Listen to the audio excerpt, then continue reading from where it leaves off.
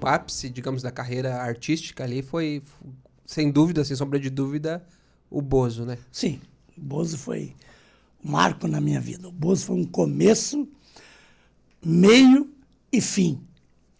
Tudo na minha vida, não adianta eu querer esconder. Não adianta, onde eu vou, paro num posto de gasolina, as pessoas, eu tô o Bozo aí, pá. Não adianta. E agora você vê o que me deixa mais prazeroso. É saber que o Bozo foram vários que vieram depois de mim. Sim. Entendeu? Quantos Bozo existiram? Eu nem sei. Não sabe. Eu sei que eu entreguei para o Luiz Ricardo, ensinei ele, aí o Luiz não quis mais, entregou para o Décio morreu, aí depois do Décio veio o Arlindo, depois veio o Marcos Pagé, depois veio o Edmilson, e foi vindo até onde eu consegui. Mas o que me deixa prazeroso é o seguinte, por que não marcaram os outros? Pois é. Hoje o Bozo, todo mundo lembra de mim. Então isso é gostoso. É o Bozo original. É sinal que a gente marcou como Bozo. Porque na época lá, no final dos anos 70, quando eu comecei no Bozo, não tinha nenhum programa infantil. Nenhum. O último programa era o Vila Sésamo, da Rede Globo, que terminou em 74.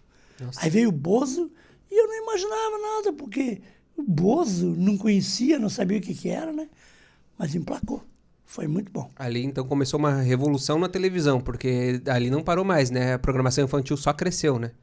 Cresceu e morreu agora há pouco tempo, há 20 anos, 15 anos. Eu gosto sempre de citar o porquê que eu saí, né? Para que as pessoas fiquem sabendo verdadeiramente. Eu não tinha como concorrer com a Xuxa. Não tinha como. Porque você sabe que nós vivemos num país, agora está acabando isso, né? Graças a Deus. Mas nós vivemos num país sexual, onde o que valia era a perna de mulher. Ainda é muito assim. Agora me diga uma coisa, o que o Bozo ia concorrer com a Xuxa? Aquele mundo de perna de Paquita lá e tal. Aí o que eu pensei? Falei, quer saber de uma coisa? Eu vou largar. Eu vou sair. Estava vindo a Angélica, estava vindo a Eliane, tudo na mesma linha, né? E aí eu queria que você me respondesse. O que eu ia fazer com essa mulherada toda? Eita! Os pais não iam, todo mundo ia querer ver elas. Mas tinha o Serginho Malandro ali também, né? Nessa época não tinha, mas não. Depois. Isso foi bem depois. Na minha época não tinha, não. A época era só o Bozo. Daí em 82 que começou a entrar a Xuxa, porque não existia SBT. Era TV Estúdio Silvio Santos. TVS. Então, não tinha. E aí começou lá em 82, 83, começou a vir essa mulherada toda. E aí, eu, como diz o bom lajano, eu respinguei. Caí fora. Mas tu vê, eu lembro do Bozo na minha infância, mas eu nasci em 87 e eu lembro do Bozo, que eu fui num show do Bozo em 91, eu acho que era 92. Mas esse Bozo não era o senhor, não, né? Não era eu. Quando o senhor atuou como Bozo, eu nem tava, como dizia meu pai, eu nem tava no saco do meu pai ainda. Você não tinha nascido ainda. Eu saí em 86. Foi Bozo de 80 a 86, 6 anos. Sendo que nesse intervalo, eu também, juntamente comigo, tinha o Luiz Ricardo, depois o Décio, o Arlindo, tudo junto, né? Que nós fazíamos o programa via telefone, e aí começaram outros. Aí eu senti também que não era bom ter vários Bozos, entendeu? Que estava confundindo a cabeça das crianças. Aí eu fui largando, até que larguei de vez. Quem te acompanhou como Bozo mesmo tem entre 40 e 45 anos hoje, né? Isso. São a juventude mais educada do Brasil. Porque a de hoje... Eu tenho orgulho de vocês, viu? Vocês que são... Porque, o que vocês aprenderam comigo? A respeitar os pais, respeitar os mais velhos, a ser educado, fino, trabalhador. Isso que vocês aprenderam comigo. Ser um bom pai de família, ser um bom filho, ser um bom patrão, um bom empregado. Tudo isso vocês aprenderam comigo. Eu tenho orgulho de vocês. Olha só. Essa geração aí foi bem mais educada. Eu não quero ser cancelado, não dá pra falar muita coisa aqui, né? Mas essa geração de hoje... Você não tem culpa? Essa geração de hoje tá Empurraram muito... goela abaixo de você tudo, entendeu? Lá na minha época não tinha essa ideologia de gênero. Era muito pequena, era coisa de 5%, entendeu? E não tinha essas coisas, sabe? Querendo liberar drogas, não tinha isso aí, entendeu? Porque lá, nós, apresentadores, já educava as crianças. Nós educava as crianças dizendo o que elas deviam fazer e o que não deveriam fazer. Mas essa questão que o senhor falou da Xuxa e tal, rolou alguma intriga? Deve ter rolado alguma coisa nos bastidores aí. Não. Não? Não, eu nunca briguei com ninguém. Eu simplesmente abandonei. Eu achei que era errado e como também eu quero que as pessoas me dêem o direito de achar o que é certo e o que é errado. Entendeu? Porque até hoje não pode mais, você não pode falar nada. Ou você é de um lado ou você é de outro. Veja bem, eu não tinha nada contra a Xuxa. Nada contra a Angélica, nada contra a Eliane, nada. O que eu tinha era contra o que estavam fazendo. Porque eu sabia que iam desvirtuar, estavam erotizando as crianças, como você que está falando, não sou eu. Entendeu? Então, o que acontece? Eu não gostava disso. Eu achava que programa infantil tinha que ser puro. Porque criança não tem nada a ver com bumbum de mulher, cara. Pois é. Criança não quer ver essas coisas. Mas será que não era para atrair os pais, a atenção dos adultos? Já estavam começando a pensar nessas coisas. Entendeu? Mas, graças a Deus, não conseguiram empurrar a goela abaixo, não. O senhor foi o primeiro Bozo, aí teve vários, mas eu acho que eles encerraram esse negócio do Bozo quando teve um que morreu, né? O falecido Décio. Ele foi assassinado? Não. O Décio, ele dizem que ele estava com AIDS, né? Mas eu não sei direito, eu não posso falar não, mas é o que falo, né? Aí ali enterraram o Bozo, acabou? Não, ainda vingou, teve o Arlindo Barreto, né? Depois veio o Marquinhos, que é o Marcos Pagé, que era de um conjunto chamado Os Tarântulas, entendeu? E continuou um tempo ali. Mas não era o... Todo mundo já falava, não é mais o Vandeco, não é mais, entendeu? Aí começou essas coisas. A Vovó Mafalda e coisa, não eram personagens da tua época? A Vovó Mafalda morreu, entendeu? Morreu, o Gibe morreu, o Pedro de Lara morreu. Nossa. O pessoal morreu, eu também morri. Morreu pro mundo. Morri pro mundo, graças a Deus, e nasci para Cristo. Né? Mas esses personagens, eles já tinham começado quando o senhor era o Bozo? Ou vieram depois ali? Porque eles complementaram o programa, né? O Bozo não existia, a Vovó Mafalda, e nem Papai Papudo, e nem Salsi Fufu. Isso tudo foi criado aqui no Brasil. O Bozo original, que é lá dos Estados Unidos. Só, né? O Bozo que eu fui treinado pelo americano Larry Harmon, que é o dono da marca Bozo, ele morreu também. O Jeff Harmon, filho dele, e Frederico Medeiros, que era o diretor. Eu fui criado por esse pessoal. Mas os personagens, eles são da época, da tua época mesmo? Sim, da minha época, mas criados aqui no Brasil. Foi criado por ti, pela produção? Não, como é que foi?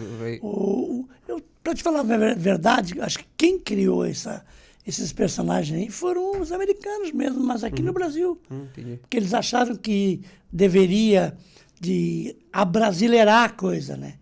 Porque o humor americano é um humor chato. Sim. O humor americano é sem graça. E nós, brasileiros, temos um humor mais alegre. Então, o que aconteceu? O Bozo já foi mais alegre que o Bozo americano, e eles acharam por bem criar, então, a Vovó Mafalda, que o Valentino era um extraordinário artista, né? E o Valentino fez muito bem a Vovó Mafalda. Sim. E o Papai Papudo, que era o Gibe, que era um cara de circo, fazia as pegadinhas do Silvio Santos lá. Então, o Gilberto Fernandes era um expert no assunto.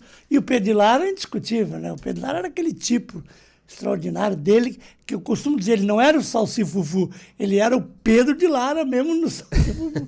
E foi espetacular. Tinha o Garoto Juca, que é o meu amigo Fernando, que hoje é baterista, mora em São Paulo. E foram criando os personagens aqui do Brasil.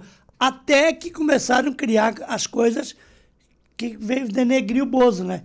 Que foi aí que eu me revoltei por completo. Quando começaram a colocar Bozolina, Robobozo, corrida de cavalo, bingo, batalha naval, e esculhambaram com o personagem. Aí eu peguei e saí fora. Eu lembro que o Bozo acho que tinha parado de passar e a vovó Mafalda ganhou um programa, né? É porque aconteceu o seguinte, isso aqui eu vou fazer como piada. O cara não tinha emprego em lugar nenhum. Vai trabalhar no Bozo. Era mais ou menos isso. Tinha o filho de um cara lá que tinha que ir pra televisão. Vai pro Bozo. Uhum. E começou a inchar o programa do Bozo. Claro que virou um cabideiro de emprego, assim. E uma hora ia explodir, né? O que aconteceu? Parece até as prefeituras. Eu avisei, eu falei a eles que o Bozo não ia durar. Avisei todos eles que o Bozo ia acabar. Mas daí ele ficou, acho que 20 anos sem passar e ressuscitaram no SBT. Eu nem sei que se... Pois é, e era pra ser eu de novo. Ah, é? Aí vieram falar comigo. Eu não aceitei. Até porque eu já era crente, eu já era convertido, né? E aí fui ungido pastor em 2011. Uhum. E quando vieram falar comigo era 16, 17 ali, né? E aí eu falei, não quero não.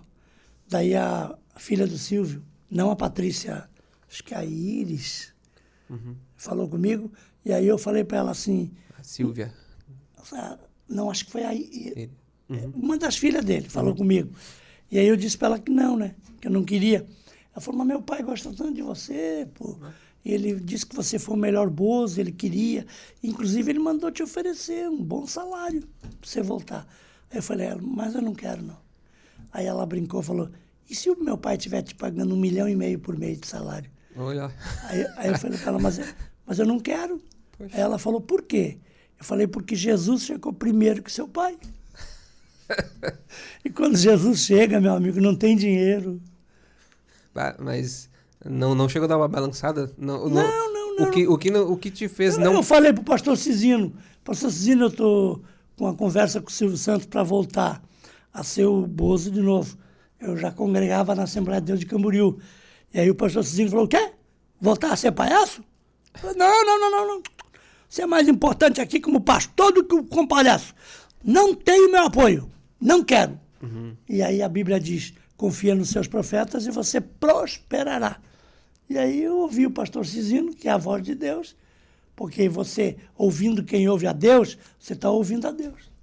Tu teme, assim... Talvez se eu tivesse uma outra igreja em que o pastor fosse interesseiro... Pelo dízimo dos pronto, 1 milhão? Não, o cara vai ganhar 1,5 milhão, 150 mil é meu, aí pronto. Mas o Cizino era um cara sério. E não permitiu. Mas tu temia assim, se eu aceito essa proposta, de repente eu volto para a promiscuidade, né? Claro, tranquilamente. E digo e afirmo com todas as letras, você que é cristão, seja somente cristão e sirva somente um Deus. Você não pode servir a 2 senhores. Ou você vai amar a um e odiar ao outro. É bíblico. Não tem como eu servir a Deus e ao dinheiro. Não pode. Você que é pastor, você tem o maior cargo que Deus pode ter dado ao ser humano. Seja pastor. Para de querer ser deputado, vereador, senador. Para com isso. Para de querer ser apresentador de televisão. Se você é pastor, fique pastor. Pronto. Tá dado o recado. Agora, não me ouça se você tem outras ideias, porque você é livre, você pode fazer o que você quiser. Agora, lá na frente, vamos conversar. Eu prefiro servir somente ao meu Jesus. Entendeu? Pergunta o que é que eu quero? O que tu quer? Eu quero trabalhar para o meu Senhor.